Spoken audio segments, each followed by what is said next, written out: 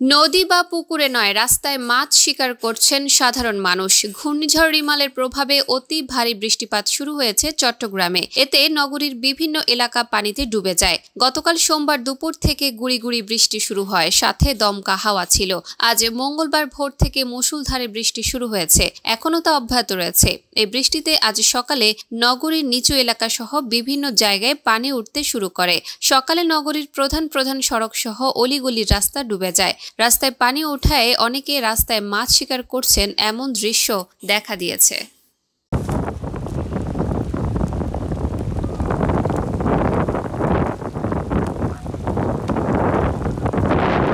আপনারা দেখছেন দৈনিক কর্ণকণ্ঠ, সবার কথা বলে।